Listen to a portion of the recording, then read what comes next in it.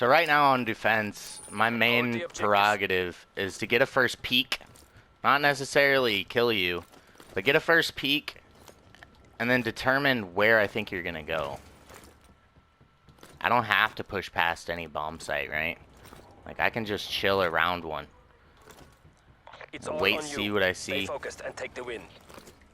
They're down to 1. Figure out the timing of where you could be once the timer is going down, because you have the pressure on you to plant, right?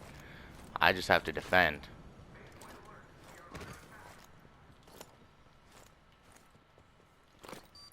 Bomb online. Once it's planted, make moves, right? I feel like we could go over things that other really good SnD teams are doing,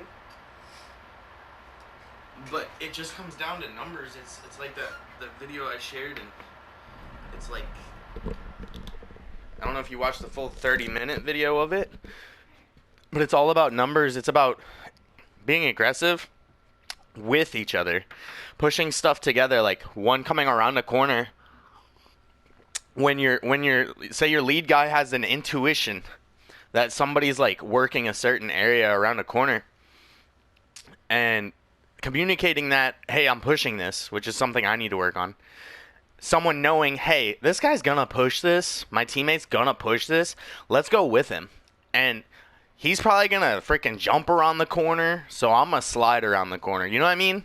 Like, or I'm gonna peek slow around the corner, or, you know, like, just like teaming 2v1s left and right, dude, and just fucking, and then rotate back to our other teammate when we got man up. Like, if it's 4v3 after that gunfight, or 4v2 after that gunfight, there's no reason for us to all just like separately look for kills, like, because we could get picked off, right? Like, if you get blooded a lot for making aggressive plays, it's not always your fault. It's the fact you didn't have someone holding your hand. Like, if you spawn in front of somebody, if you're spawning in front of somebody and somebody's behind you and they aren't with you, that's their fault. At that point, it's not the person that got aggressive, and like, you might want to blame them and be like, oh, well, you know, you should have just, you know, done something else, or like, you're just running around like a chicken with your head cut off. It's not like that. It's all about where you spawn and what the smartest push is for that round, and play calling that together.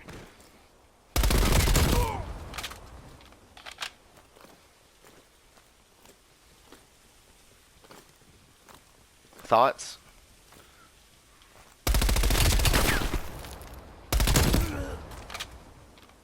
It's radar on, by the way. I really like how you're not pushing. Like, when you're in the hill, you're like not really pushing, but you mainly want to do that whenever you're down. Whenever you're down, or whenever you're up.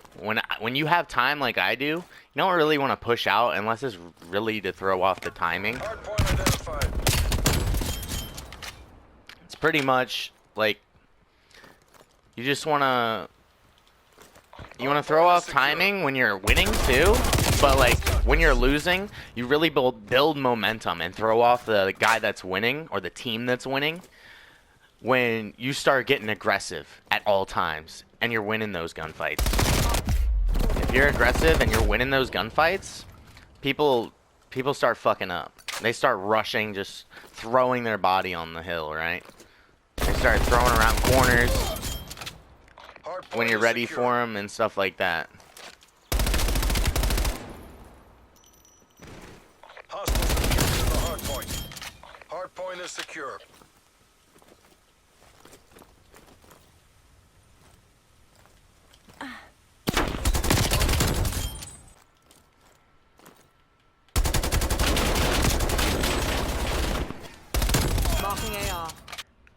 Like, on my routes that I was taking in those search games, I'm just wondering how much you've seen me. Like, and if you would have called my ass out to your subs if you were on the other team. Like, how much did you see me, and how much of a chance did I give you to kill me? Like, I'd rather you not kill me, obviously. But, like, if I'm called out by myself, I'm an easy kill, right? Like, wherever I rotated to if there's people that are playing slow. But if somebody's playing fast, then I can kill them. It's a 50-50 if I'm by myself. But if somebody's coming with me,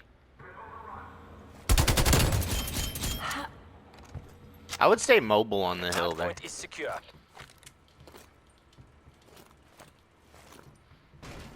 I should have stayed more mobile.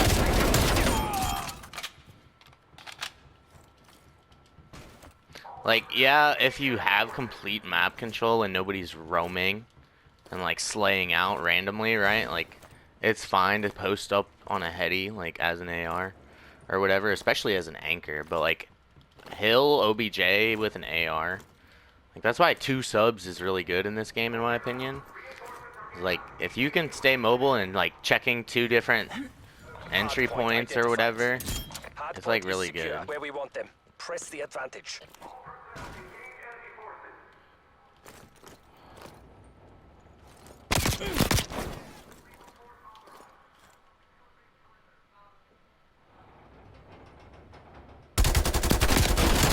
Southwest. Don't watch that. How bullet velocity matters like a lot more than damage increase on weapons. So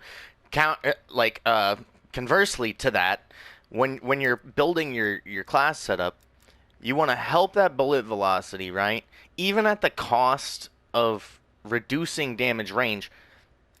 But you don't want to reduce it as much to, say, like 25%. Yeah, like damage range on the agency, like you said, with the damage going down, it goes down 25%. That's a good chunk, right? 15% seems like a good chunk, but the only thing you gain is 7% vertical recoil control, which, I mean, I'm a controller player with aim assist, so recoil isn't an issue. And if you're good on PC, recoil is not an issue either. As long as your first few shots are accurate and you get headshots, right? Like 90% of your gunfights that aren't like just surprise hip fire, fucking someone's using the movement around you and you have to track and trace them close range with hip fire, right? Like fucking even then recoil doesn't really matter. But yeah, it's the things that I build my class around mainly is for movement. Like, I want to feel comfortable with moving around in the hill, all over the map. So that flinch resistance, everybody runs that. And then the shooting move speed and aim walking move speed. Shooting move speed, huge. Even if it's only 5%. 5% when you're dealing with miles per hour, like under details. You go to movement speed, you're 10.8 with the MP5, right? And then your shooting move speed without and with, you know, in miles per hour, the difference between 10 and 7.7, I mean, what is that, tenths, hundredths of a mile, right? So, math-wise, you're looking a lot faster with that shooting move speed. Huge. Strafing away from bullets, and then aim walking, that's when you're just, you know, pre-aiming, and it's like your stalker. It's like your stock and whatnot. But there's so many different things. In other games, they never said that. They never said there was a difference between your shooting speed or your aiming speed. You just had a feel for it, right? In this one, they actually give you all the detailed breakdowns of every single game-coded mechanic in the game. So I build my class around bullet velocity, those specific 2 movement traits. I never use accuracy increasing grips or anything like that. I use laser sights because paired with gung ho, it's OP. And optics for my ARs, but that's about it.